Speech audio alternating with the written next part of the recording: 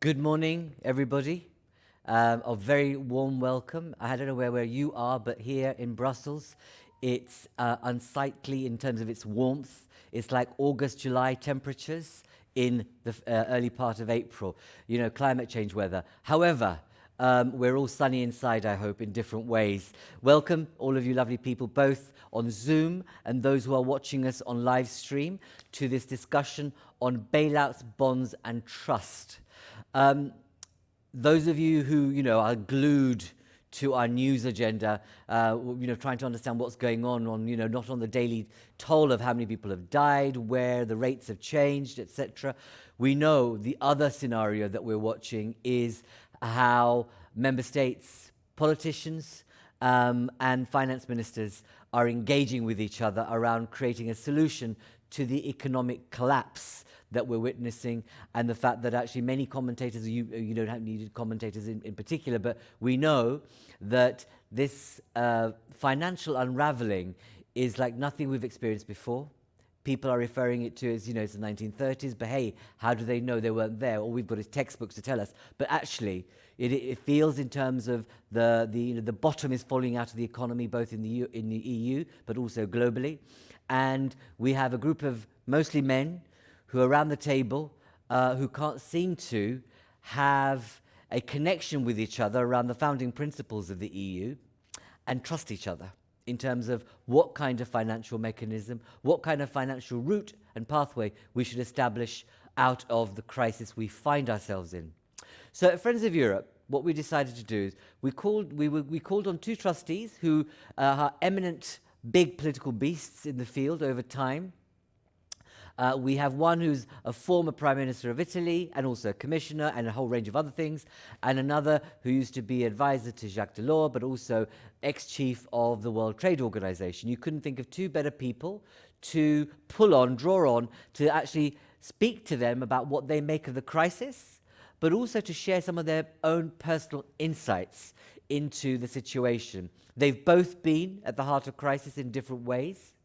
And I want to be able to engage with them in the beginning for them to share their personal reflections around the situation. But before that, to share some leadership insight from their own experiences. I have to say I'm sorry, it's a manel, it's two men. But let's face it, in their era, and I'm not being ageist here, both of you, at that time, women didn't have a chance to get into senior positions when they were in their ascendancy in the EU and elsewhere. So here we are. So I would like to be able to welcome our two speakers.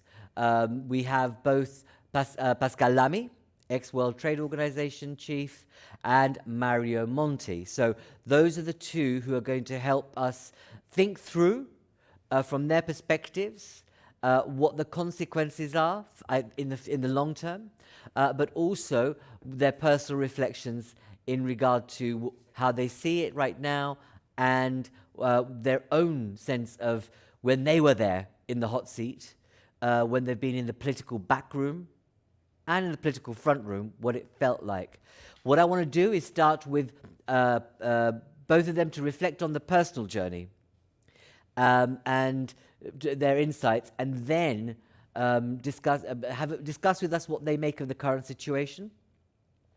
And then in the last 15 minutes, so those of you who are really champing at the bit to have a conversation about what happens in the future, let's do that in the last 15 minutes, if you may. So bear with me. So that's how I want to structure the hour that we have with you. Okay, so it gives me great pleasure, firstly, to invite Mario Monti. Mario, hi. Good morning to you.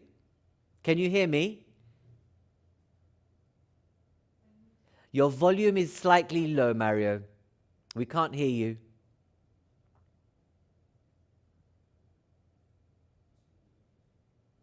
It's the quirks of online discussion. Sometimes it works, sometimes it doesn't. We can't hear you, unfortunately. Let's see what we can do.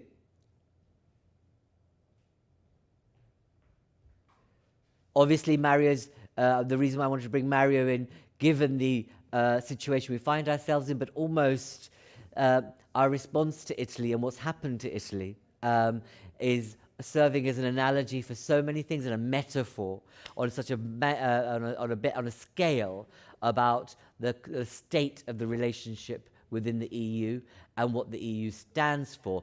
Can I see if I can hear you now, Mario? Excellent. Yes, but I'm getting many messages saying that they can hear me. So it's only me. I'm so Yeah. sorry, people. I apologize. It's all just about me. I'm sorry. Okay, as long as you can be heard. So off you go. So thank you first for being with us, Mario. So again, as I say, share some of your own leadership experiences here. I mean, let's get under the kind of the what people might call the bonnet, or I hate that reference, but share with us some of your leadership challenges in situations like this, because you've been in the back seat, or I mean, in the political boiler about making deals and trying to solve things and provide a front for government elsewhere, just in the face of a crisis. Share some of your experiences with us. Yes, I'm not sure I was always on the back seat, because during the 2011-2012 Eurozone financial crisis, I was actually concerning my country in the driver's seat as Prime Minister. Indeed. And I would point to a couple of items of experience there. A national leader has to decide whether to, when there is a divergence with other key partners, like there was in that case at the beginning between us in Italy and Germany, the Netherlands, Finland, and Austria, so history repeats itself. Well, I had to decide whether I wanted to finger point the toughness of our adversaries across the Alps, or whether I would make efforts to help Angela Merkel, Jyrki Katainen, and others to explain to their domestic public opinions that Italy was doing serious efforts, etc., etc. That was time-consuming, was hardly understood by the Italian public opinion, but paid off enormously, I must say. And believe me, there were countries and public opinions, for example, in Finland, who were genuinely convinced that Italy, like Greece, Portugal, Ireland, and so on, had benefited from EU and IMF assistance. That was not the case. We were the only country in Southern Europe not to ask for that, also because we were convinced that there wouldn't be sufficient money around to assist Italy, given the size. Right. But so that helped, or with the Austrian finance minister, who once said to me, please, Prime Minister, consider that Austrians are fed up of paying for Italy. And I asked her, I understand, but could you give me one example when this was the case? I know that is wrong, but they believe it is true. So advocacy with other countries' public opinion is crucial. Then the other aspect I would say is alliances, because if we basically concluded that crisis in 2012 was, yes, because of the whatever it takes of Mario Draghi, but everyone knows that he said that in July 2012 only because 3 weeks before there was a unanimous agreement at the Euro Summit for the first time establishing that it would be legitimate to intervene to stabilize the sovereign markets of those countries which were still under speculation, but were doing the right policies according to the EU. But that political unblocking, and then the central bank came in, that political unblocking came only after months and months of negotiations, including 5 days before the final meeting, I invited Merkel, Hollande, and Rajoy to Rome.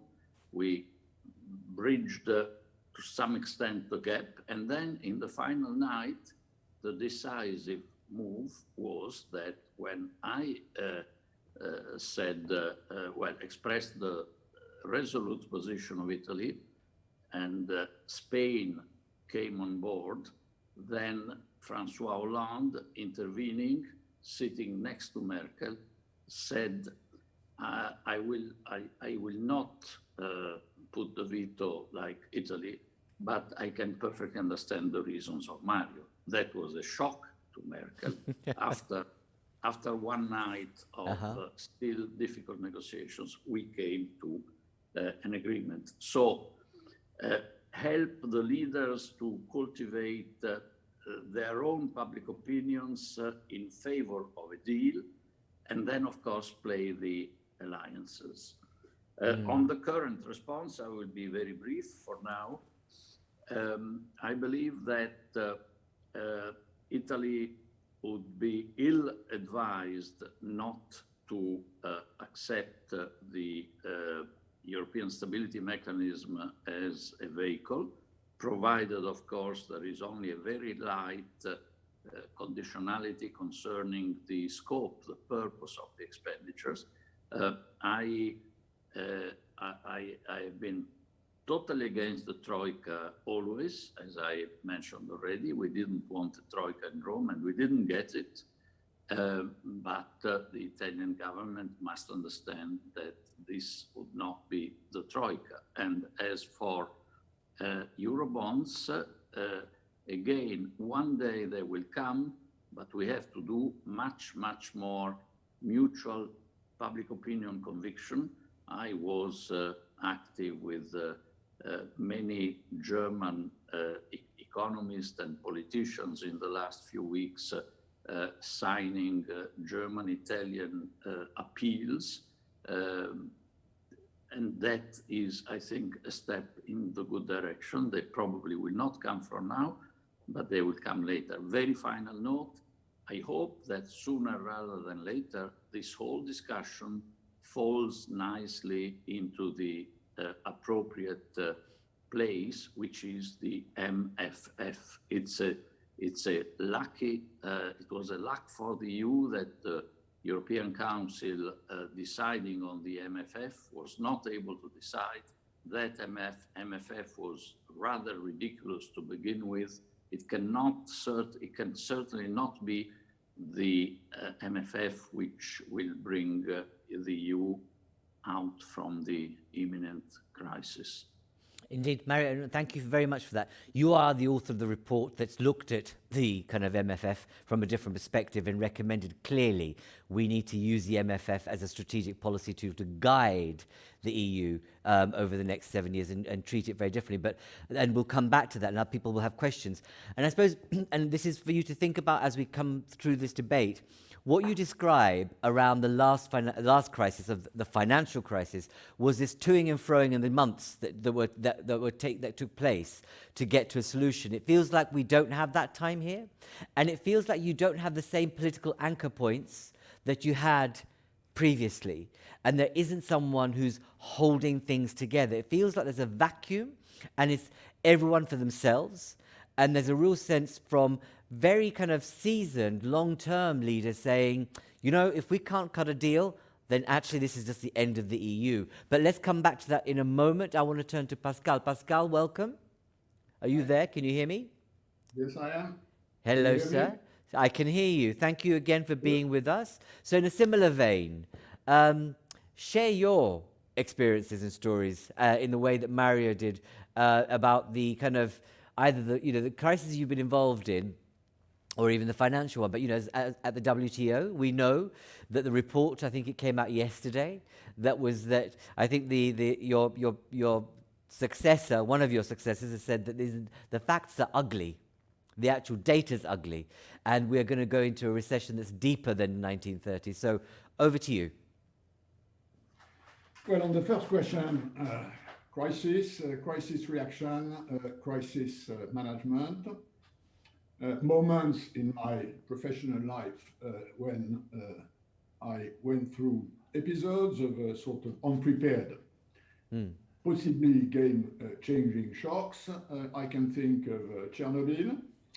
I can think of the fall of the Berlin Wall. I can think of 9/11.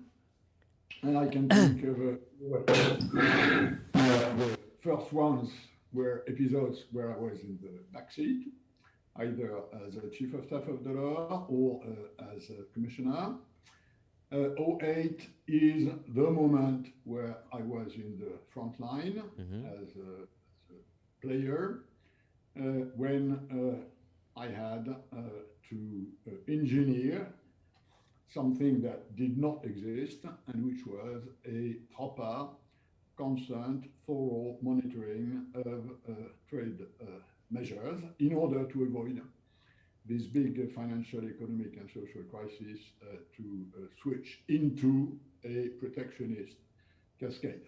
And of course, we were all very much inspired by the 1930 precedent, which played a big role in framing the right vision of the situation and what had to be done.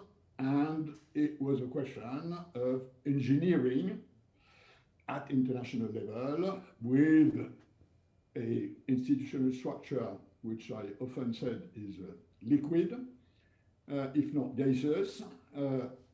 And I must say at that time, what I did was basically leverage the G20 and the leaders of the G20 at that time, notably Gordon Brown and the US president, to make sure that the G20 would ask the WTO to do something which the WTO General Council probably would not have accepted to do.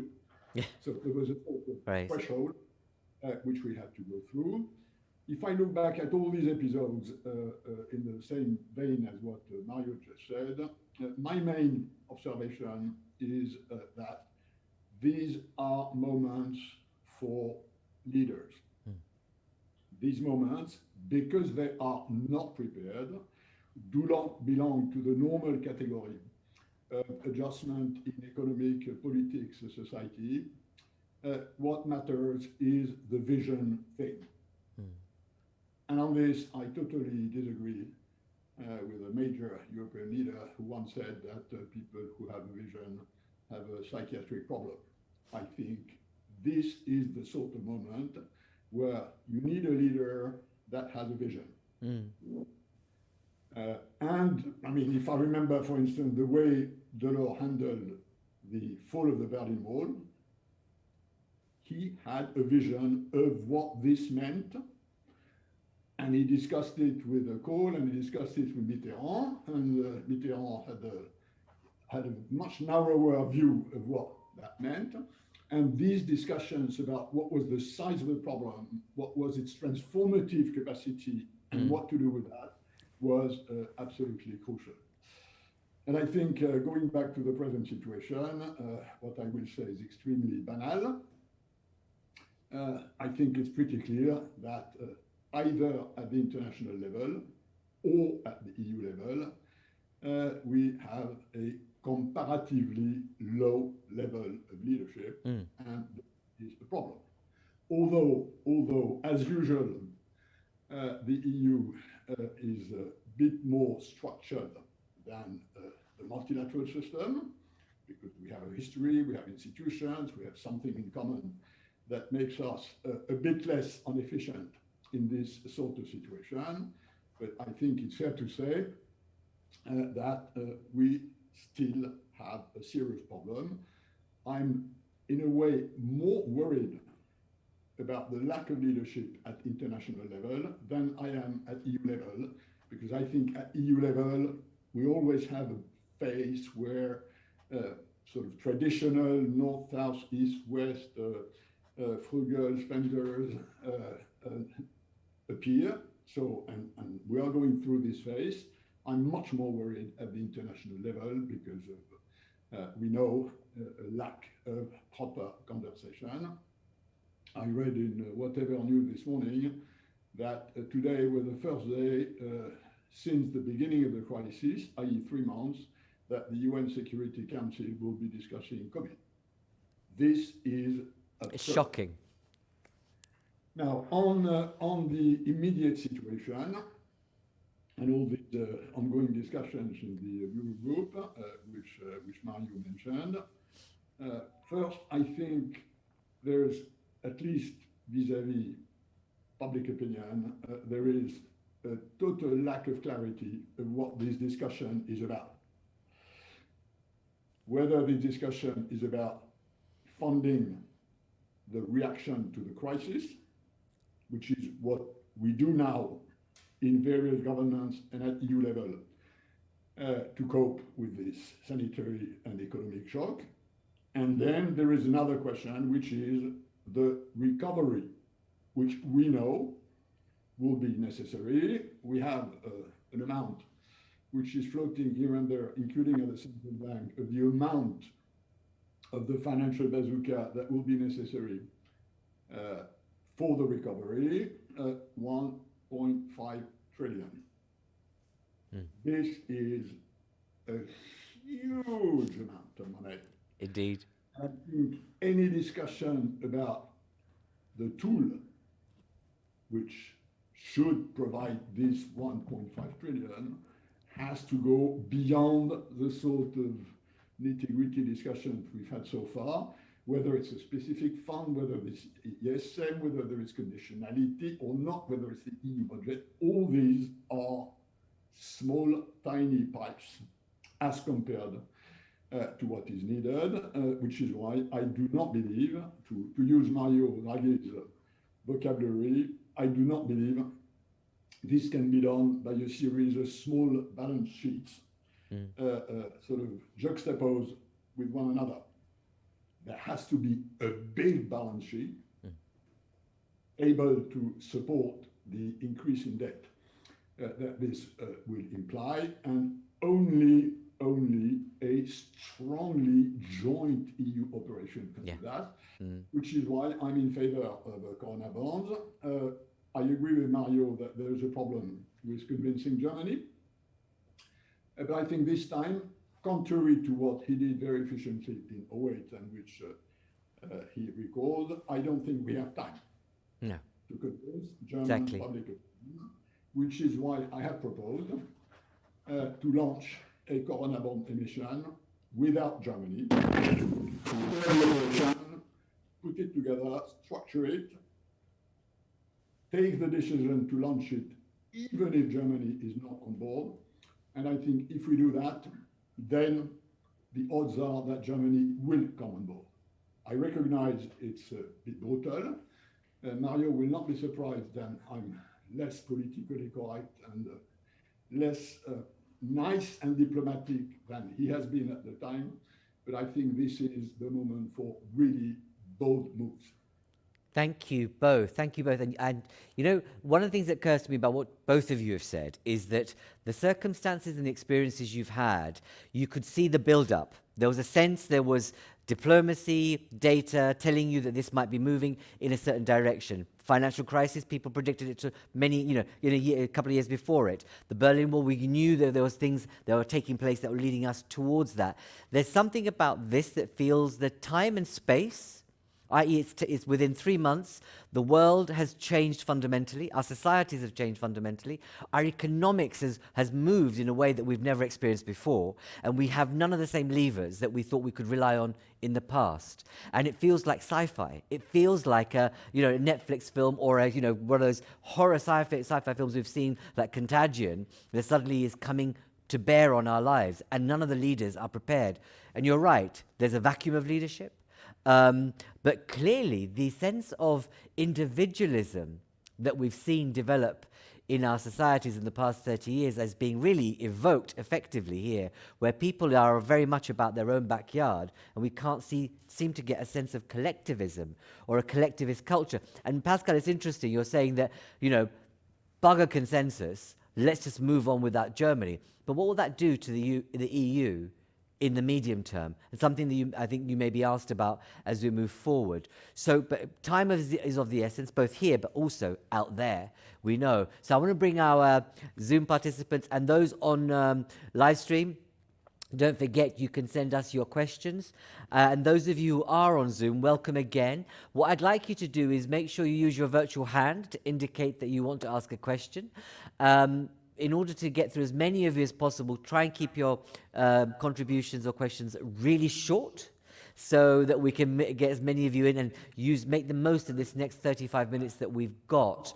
And also I'll say to my friends Pascal and Mario, please make sure that your responses are to the point as well, because I know a lot of people will be asking you a whole range of questions. So who do we have going first? I see quite a few hands going up, and now I've suddenly echoed. I hope it's not echoing over to you.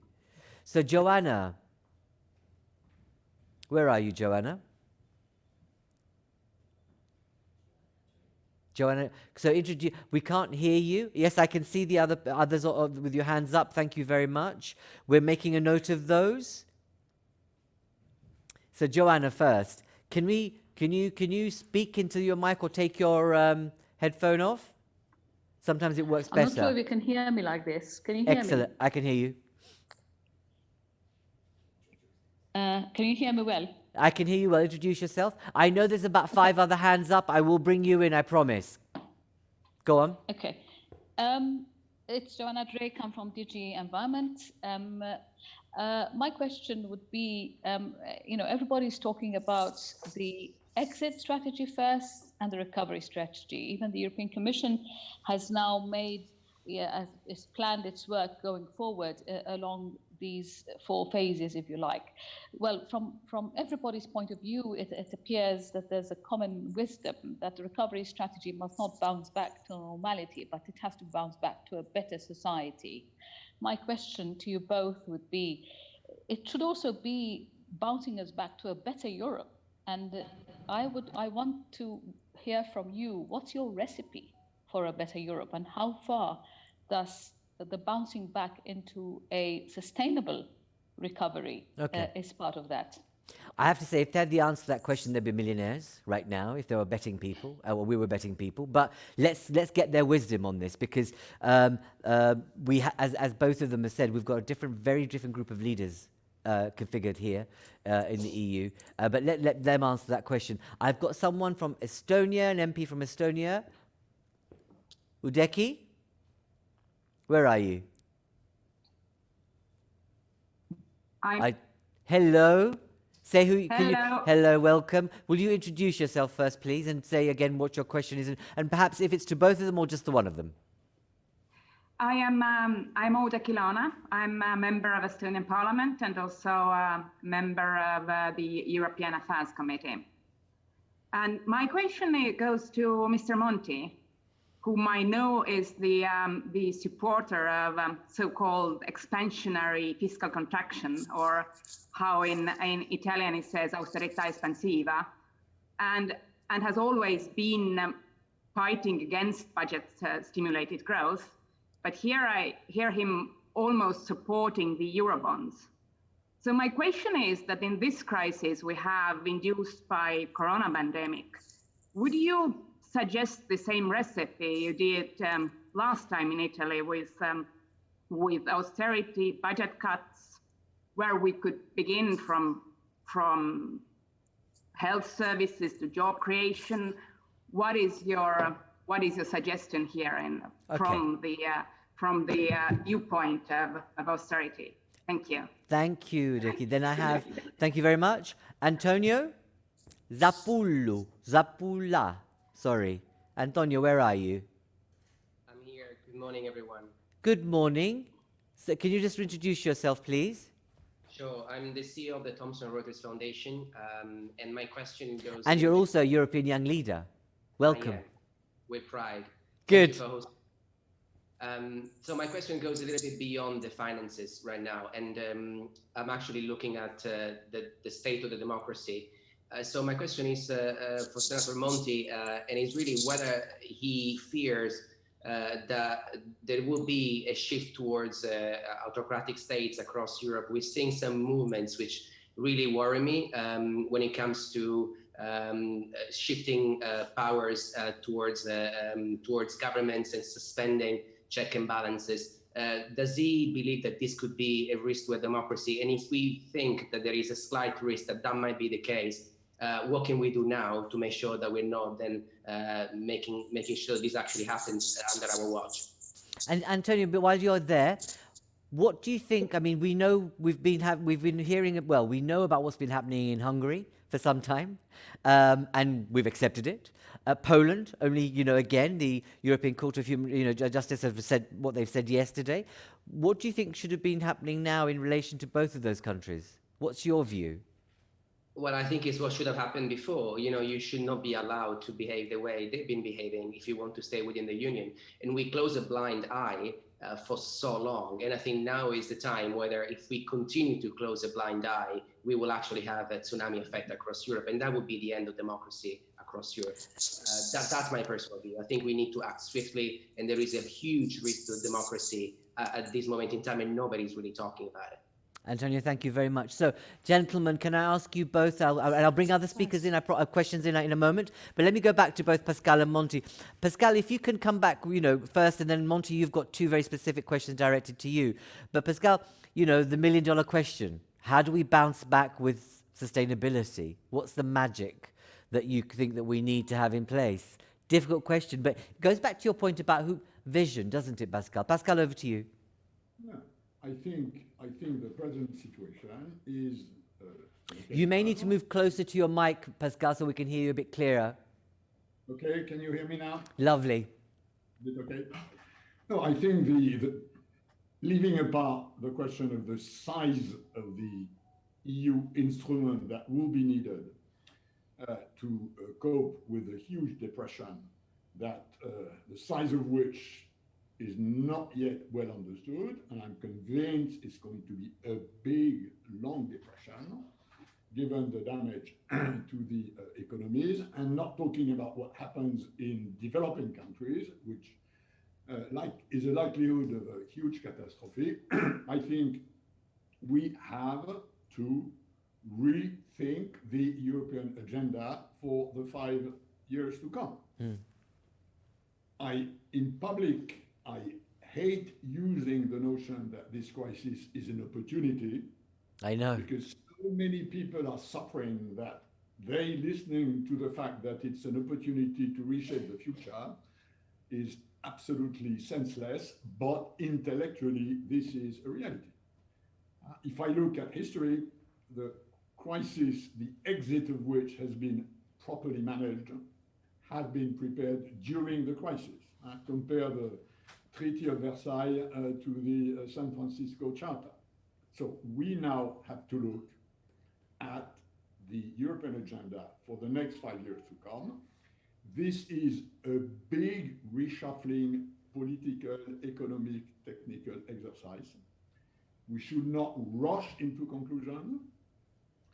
The answer to the question, what could be a better Europe, is very simple. A better Europe is a Europe that will be better to the Europeans.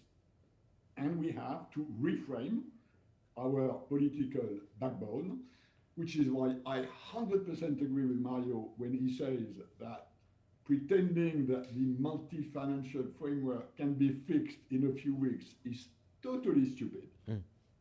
It's a monument of stupidity. This thing was the software of the multi-financial framework is 3.5 years old. Indeed. It was already outdated when they Absolutely, yeah. So we have to rethink, rephrase, re-agree on what is a better Europe for the Europeans. And I think, obviously, sustainability, environmental sustainability, social sustainability come in the front line, because this is also what we learn from this crisis. There is a Chinese model of coping with a crisis. There is a US model, the contours of which are not yet totally clear. And there is a European model, which is based on European values. So something which is more sustainable, less stressing for people and for nature, which is the question of what do you do with the Green Deal? The Institute of Delors, Paris, Berlin, and Brussels are working on a piece that should appear, let's say, a fortnight from now, if people work well, which will be a proposal to accelerate the Green Deal. That's, I think, the way we have to go. Thank you very much. And we'll come back to some of the points you've just made, because that thing about time, we don't have time, it feels like. And there's a sense that we are kind of stamping out fires or trying to kind of plug holes as things happen, and we have little gaps appearing rather than taking a bigger picture view.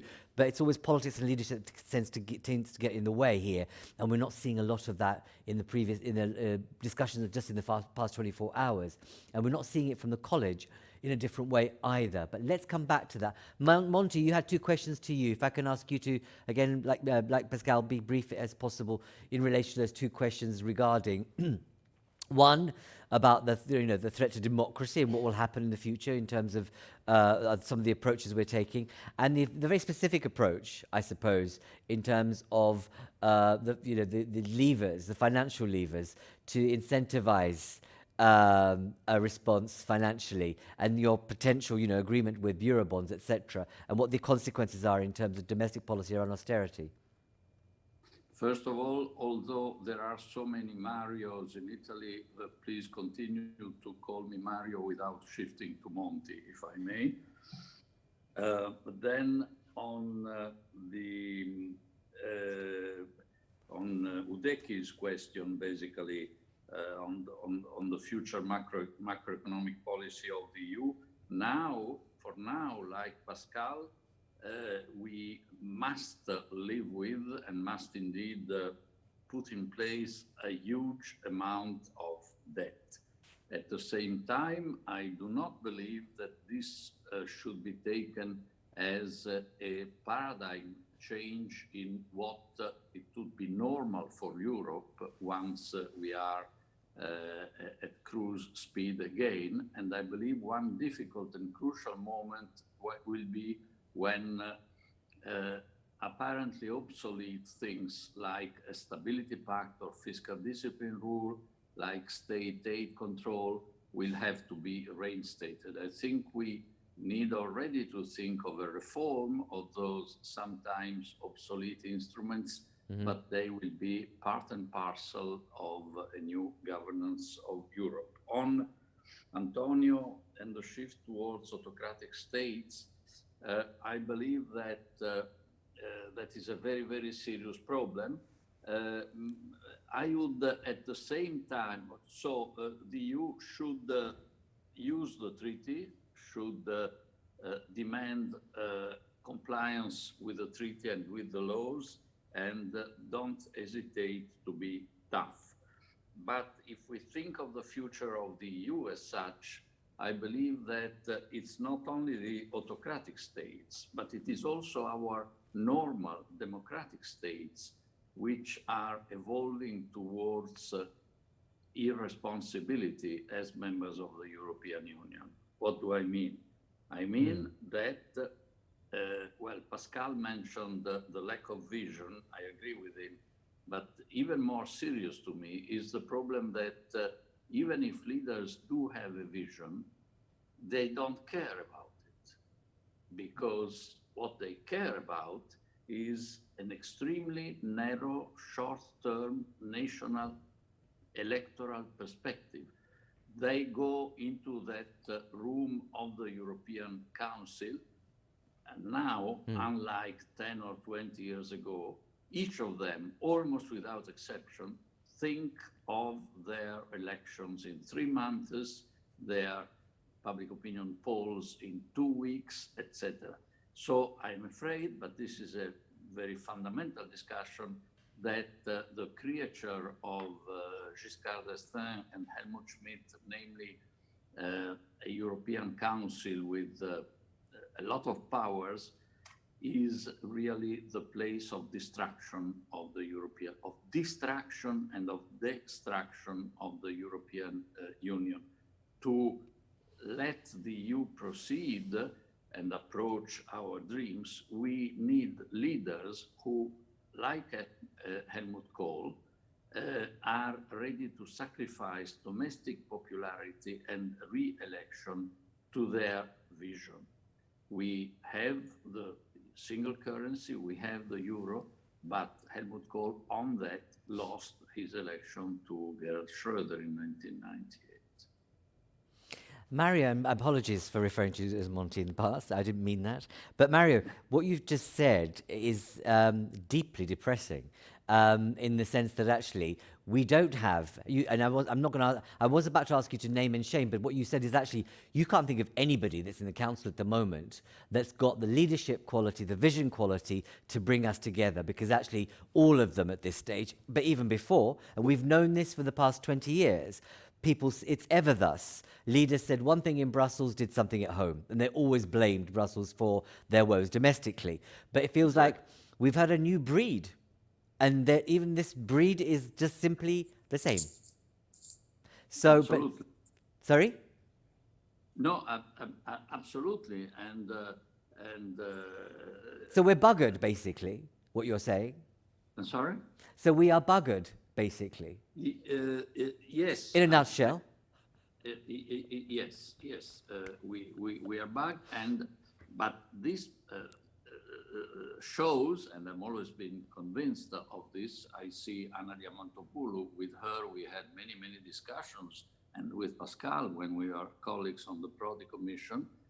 I've never been convinced that the crisis of the EU were generated by omissions or errors by the EU institutions. They have omitted and erred a lot, but it is the degeneration of domestic politics.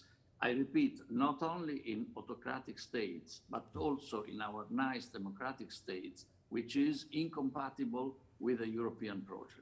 And I suppose in this respect, and I know you're not naming it, but we've seen what's happened in Germany and how Germany's behaving. We've seen how, obviously, Brexit with the UK, but we've also seen France operate slightly different, despite the vision thing for an EU-wide approach. I want to bring in our citizens.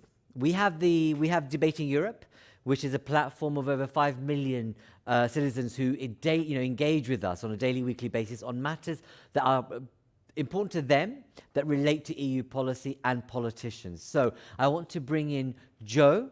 Joe, are you there? Yes, I'm here. Please tell us. So Joe, introduce yourself and tell us what citizens are asking us. And we only have space, I think, for two. I'm afraid. Two No, questions. Of course, I'll group them together because they're very similar. Great. So I'm Joe Litobarski, I'm the editor of Debating Europe. We've had two questions sent in from citizens I'd like to highlight. They're both on conditionality, which is something that both Mr. Monti and Mr. Lamy have raised. The first comes from Alex, who says that in terms of cultivating public support, and this is something Mr. Monti mentioned in his opening remarks, wouldn't states like Germany and the Netherlands actually be more willing to accept corona bonds or similar instruments if there were strict fiscal and social policy reforms attached as conditions? And the second comes from Charlotte, who asks if European solidarity, and here, especially if we're talking about enormous figures, as Mr. Lamy highlighted, trillions of euros, she asks whether that sort of solidarity should be extended to states which don't appear to accept European values when it comes to democracy, and she explicitly mentions Hungary here. So two questions about conditionality. That's what I'd like to put to both Mr. Monti and Mr. Lamy. Okay, thank you very much, Joe. I'll come back to both of you, if I may, from the citizens' perspective, Pascal and Mario. But I want to move to Dimitris. Dimitris, you're in Greece. Hello. Hi, introduce yourself, please. Welcome. So this is Dimitris Tsingos. I'm a tech entrepreneur in Athens, Greece. And also a European young leader. Absolutely, a very proud member of the family. Good. So thank you so much for organizing this very interesting conversation. I have a question primarily for Mr. Lamy, but perhaps Mr. Monti could also reflect. I tend to believe I heard that there is a possibility to move on with Eurobonds without Germany and basically without the states that oppose the idea. So should I understand correct? I would like to ask how likely does Mr. Lamy thinks this is to really happen, and whether that could be like an indication that perhaps, assuming that there is still will to move forward with the federal integration of Europe, could this core of countries that is decided to move ahead with a Eurobond, could this possibly on the political level mean that we have this smaller core of countries that are decided to also have the political integration necessary so that they can really, support all the policies that would make sense together with a mutualization of debt? Demetrius, be really brief here. From your perspective, do you think, and obviously we'll push Pascal in terms of whether he thinks, this can happen, obviously, whether he's involved in that, obviously, if he can share that. But from your perspective, what do you think the consequences will be if you get a cabal or a small but influential group of countries coming together and saying, we're going it alone? I think there is really no other solution. Okay. Very, very, very frankly, one moment, I think that it has to be clear that if the prospect of federal integration disappears, sooner or later the EU will dissolve. So I really hope that a small group of countries will move ahead and will create the federation. And if France, Italy, and Spain are champion that, Germany will have to follow and will follow. Okay, let's see. And it would be helpful if those of you who can either on Twitter or through questions asked posted directly to us, to really understand from your perspective, what do you feel about this and what you think about this? We don't have Slido at the moment, but I think those of you who are able to kind of communicate in various ways, what do you think about this? Even email us. It would be good to know what you think about this proposal about a small club, a smaller, more powerful club coming together to do something about it. I want to move to Lebanon. Ayman, where are you? I am in Beirut. Welcome. Yes. Say who you are. Is horrible, as you can imagine. Yes. But actually, my question is that... No, I need you to introduce yourself, please. Sorry, first. I run a freedom of the press organization based in the Middle East, but I'm an economist by training and proud member of the EYL family for the MENA region. Thank you very much. Given the huge amount of money needed for the EU recovery, will there be any penny or euro cent left for international development aid, budget support for many developing countries in neighboring countries of Europe and beyond, who will literally collapse completely in the context of COVID-19? Thank you. And I think thank you for bringing that perspective in, because one of the things that we've learned about this crisis is the interconnectedness and the interdependency of the whole system. And where you've got weaknesses, they are becoming more profound. And where you've got weaker links, they're becoming even bigger. And we need to be thinking really differently. What occurs to me is we need to be thinking differently and holistically about the solution. But let our two gentlemen answer some of your questions. So firstly, Pascal, then I'll go back to you, Mario. So Pascal, have a go at some of our questions from citizens and the others that we've addressed, but in a very brief way, please. Very, very shortly. On the last question, which is what should we do for the rest of the world? The answer is very simple. We will do for the rest of the world if we really understand what this crisis means for the neighborhood of the European Union and notably Africa. For the moment, if you compare the amount of money that has been mobilized inside Europe to the one that has been mobilized outside Europe, the ratio is probably to the tune of 5%. This will have to change. On conditionality, I think it's mainly a question of narrative. And to be very short and sketchy, because we don't have much time, I think there will have to be a conditionality. No way you can explain to public opinion that helicopter money is for 1.5 trillion without any condition. And I think we should move from the experience of 2008, which is a negative conditionality, to the COVID conditionality, which is a positive conditionality. I'm not disputing the fact that there needed to be a conditionality for public finance rebalancing in 2008, but the narrative was terrible. The narrative was Brussels will oblige you to put some order in your mess, and that was a very bad signal to give. we have to think about the narrative. There can be a positive narrative that this is the occasion to accelerate transformations which Europeans want if you look at what they politically desire. And I think there should be a positive conditionality. Lastly, on Corona bonds, I mentioned Corona bonds and not Euro bonds for the reason which Mario already mentioned, which is that I think we should, at least at this stage, take it as an exceptional operation. Mm-hmm. And we know that exceptional operations can sometimes transform with time. There was a clause in the Maastricht Treaty that there would be no bailout. Exceptions after exceptions, they change because reality sometimes obliges to change things. I agree that Corona bonds should include Germany. This is the objective. The difference between Mario and I is that Mario believes we should convince the German public opinion. And I may put it very bluntly, I believe we should corner the Chancellor. Okay, that's a good idea. Are you working on this right now, Pascal? Can you say? I cannot say. Okay, so that says a lot. Fantastic. So hopefully, let's see if you can corner the Chancellor. But isn't it fascinating that, and it goes back to your point, Mario, doesn't it, about how politics has changed so much and how public opinion affects your ability to be the leader that you can and want to be, in the sense that Merkel's response has been muted.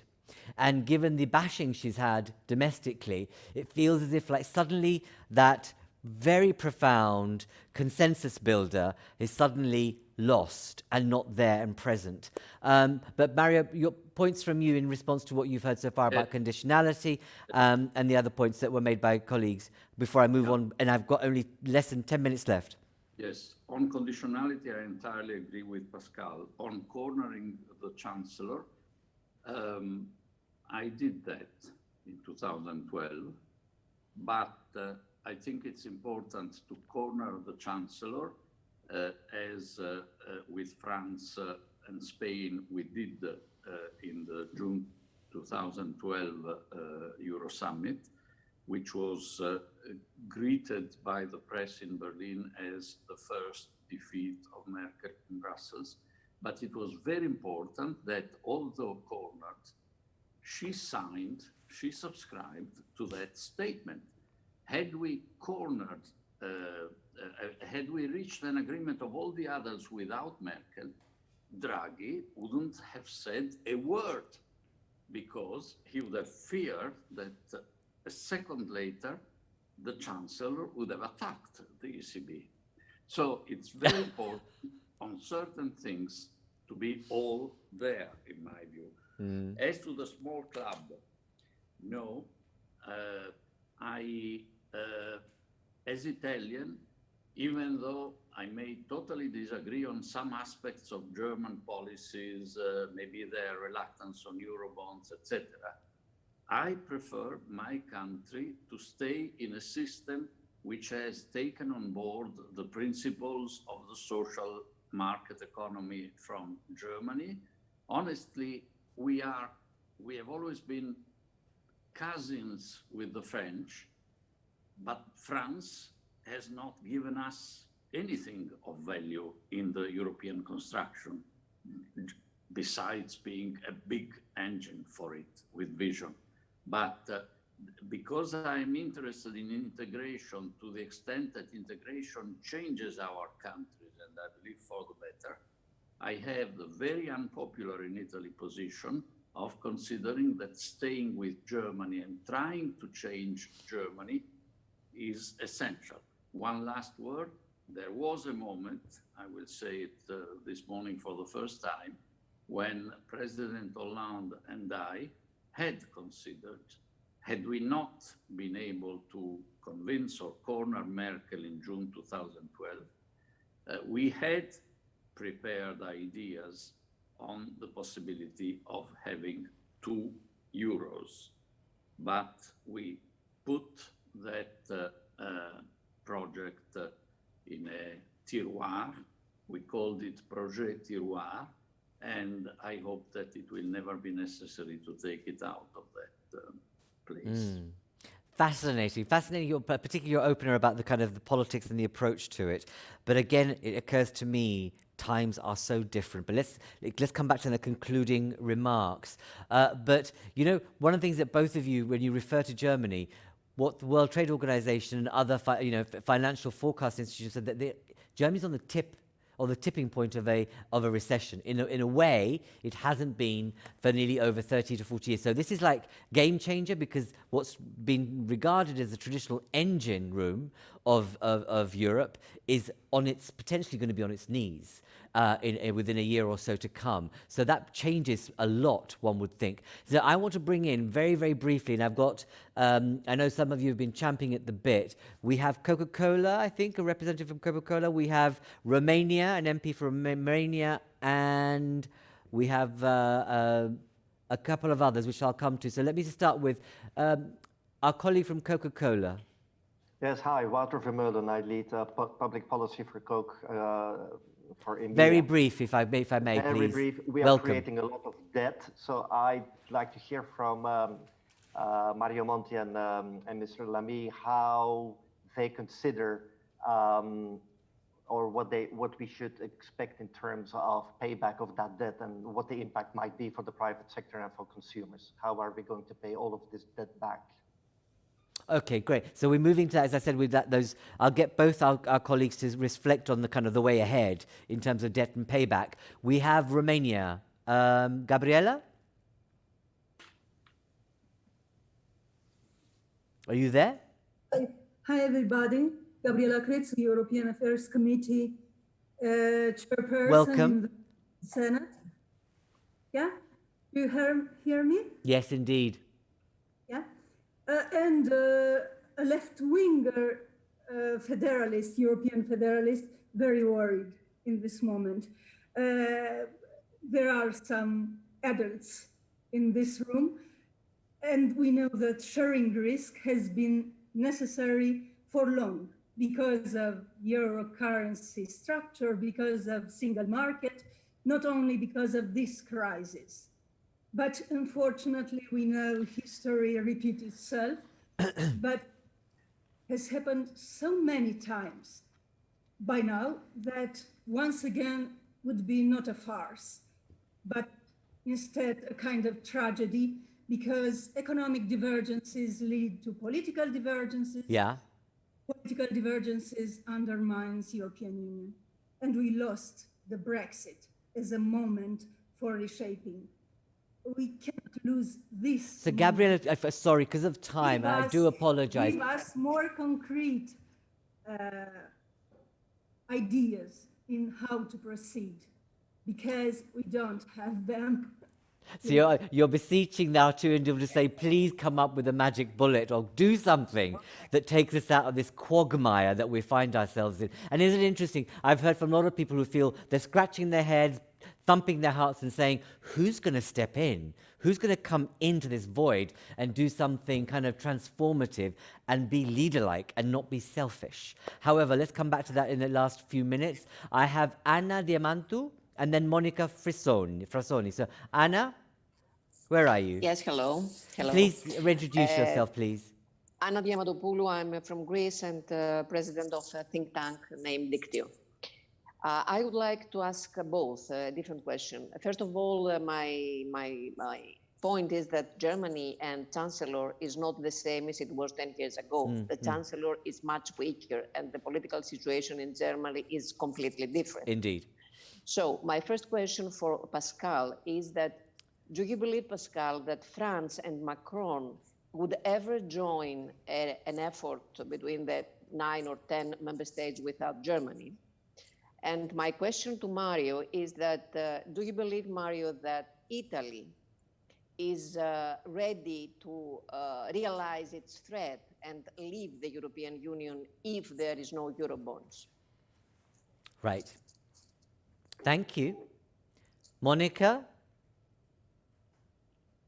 Are you there? Yes, good morning. Yes, good morning. I just had two very brief points. Monica, I need First, you. I need you to introduce yourself first, Oh, please, and sorry. welcome. Yeah. My name is Monica Frassoni. I'm a former Green MEP and trustee of Friends of Europe and some other things that are not interesting here.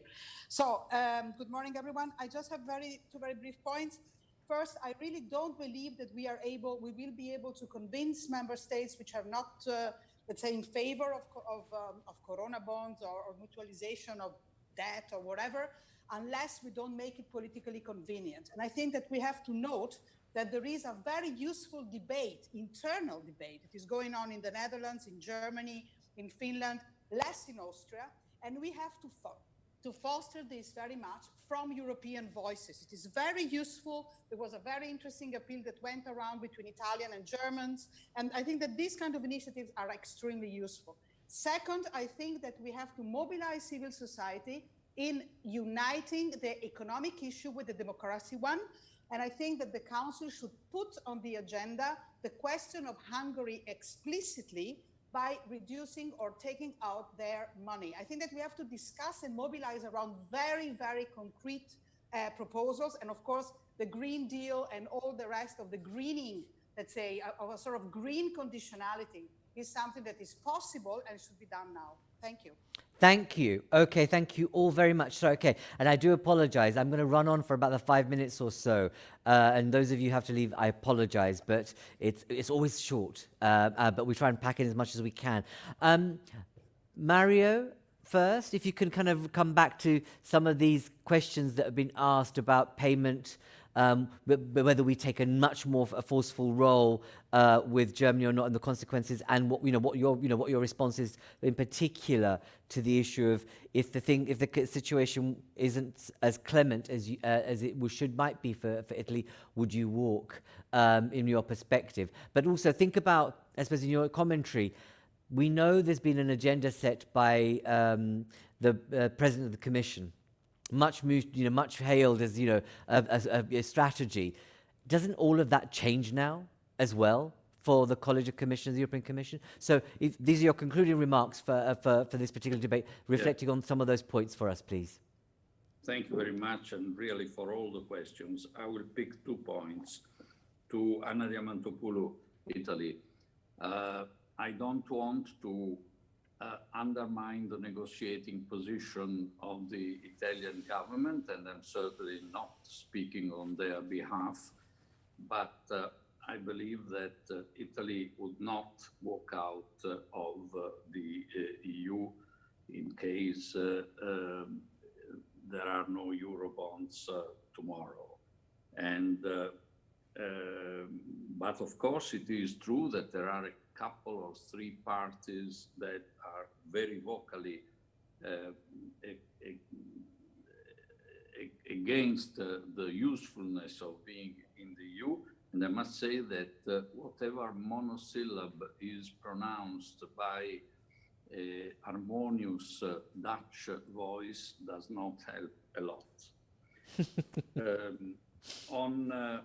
On the agenda, does coronavirus devastate Ursula von der Leyen's political program? Not in my view, no. On the contrary, she could not foresee coronavirus when she presented the program in September. Indeed. But her 2 main accents of relaunching the EU on the basis of a digital single market, so digital Europe, and the Green Deal seem to me to be both strongly comforted by our experiences in these weeks, because the online manifestation of ourselves is hugely increasing. Mm-hmm.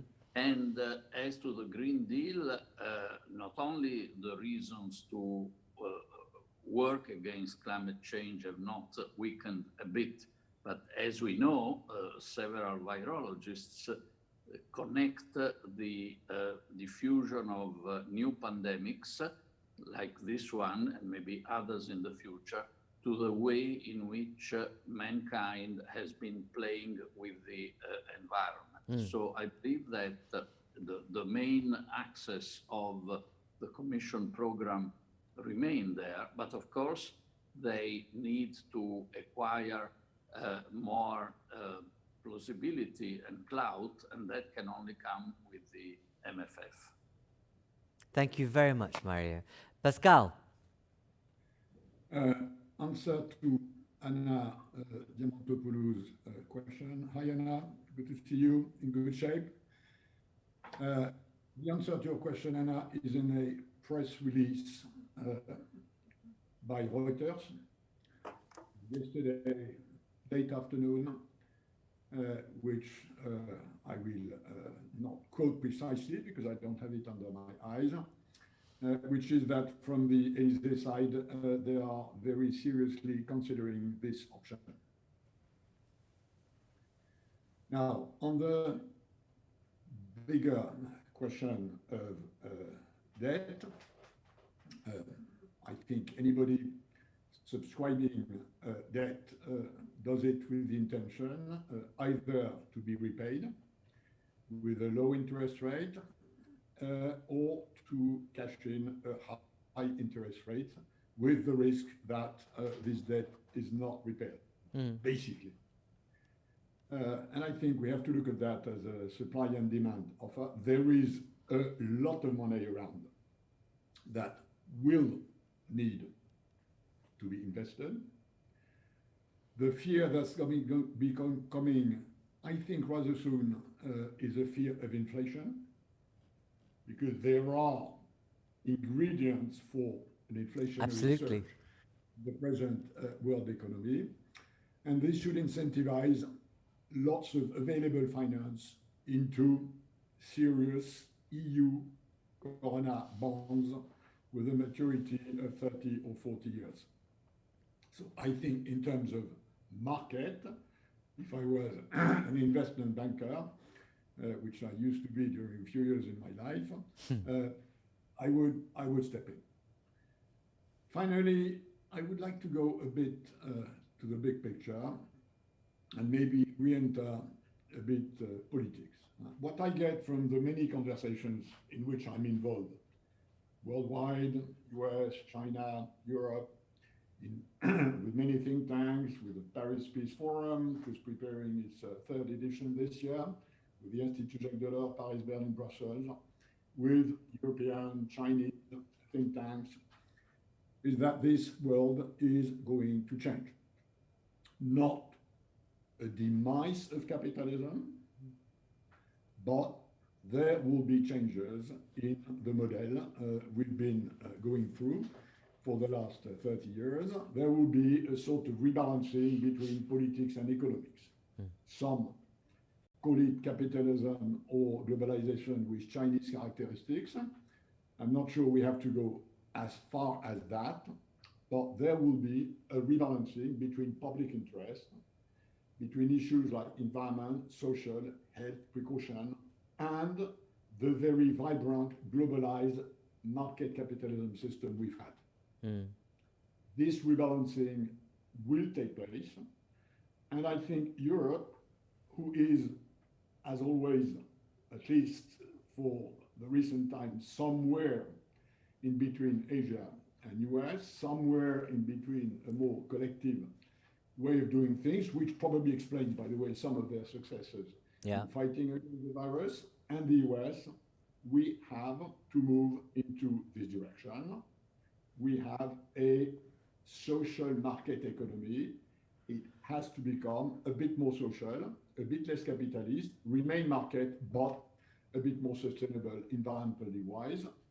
And what the Social Democrats and the Greens have been dreaming for some time and never could have prevailed because they don't possess the necessary energy and the necessary support in public opinion, maybe what they dreamt a virus can do. Pascal, Mario, thank you both very, very much for the very stimulating set of responses and thoughts and contributions. What occurs to me is that, and for us at Friends of Europe, is that, and we've been saying this for some time in looking at Europe in the past, you know, and as it develops, is that this crisis is somehow, as you say, Pascal, transformative, or it should have a transformative effect, and it almost it's a kind of a thing where that we should have expected sooner rather than later. In fact, in terms of a number of factors that were out there, but it occurs to us that we are still using the same concepts, the same received wisdom and leadership style to negotiation that we have done hitherto, and it's not fit for purpose. And I think, personally, when I think about the discussions that have happened in the past 48 hours, but also in the past 2 weeks, you want to go in there and, you know, say, for goodness sake, get a grip. We need to kind of change the rule book. We need to upend some of our received wisdom and really think differently about the role of market, state, private sector. And if you think about now how much money from the public taxpayer is now bailing out the entire private sector, including its profit. And the question that didn't come up today, which we must turn to, is that how much profit is enough? And should some of the bailout and the bonds actually reflect people's profit margins and shareholder returns? And what do we do about some of that and turn it differently and around so that we introduce an element of accountability and transparency in this process? Because that's the only way citizens will have greater trust that actually some of the folk around the table know what they're doing and not just stashing money into a system that's not going to actually filter downwards. But what occurs to us is that we do need a fundamental paradigm shift in the way we're doing our politics and our business and our management of the relationship between public and private sector. Those of you who've been online and here on Zoom, thank you so much for your time and energy, and hope you found this interesting, provocative, thoughtful, and a good use of your time whilst you're in social isolation. What I can say to you is that after the Easter break, we're back. We're from the 20th of April. We have a number of discussions online on a similar theme. So on the 20th of April, I'll be joined by Emma Navarro, Vice President of the European Investment Bank, for a conversation specifically about long and short-term responses by the EIB. And on a similar theme, I'll be joined by Director General for Budget, Geert-Jan Koopman, to talk about the European Commission's role insofar as where we can determine it in relation to the budget and how you make sense of the MFF, which is a live and current debate. And as both our speakers said, it's gestated over 3.5 years. We're not going to solve it the next 2, especially given the politics that we're encountering. But my goodness, do we need to be able to be more agile, more frank, and move with pace. And then lastly, on the 22nd of April, we have a strategic conversation where my colleague Shada Islam will be in conversation with Gunnar Wiegand, Managing Director for Asia Pacific at the EAS on the 22nd of April. So those are all on our website. Do join us in this new model of online engagement between Friends of Europe and yourselves, and take care of yourselves. Thank you for engaging. Be safe and have a very good break over the next 5 or 6 days. Thank you very much. Bye-bye.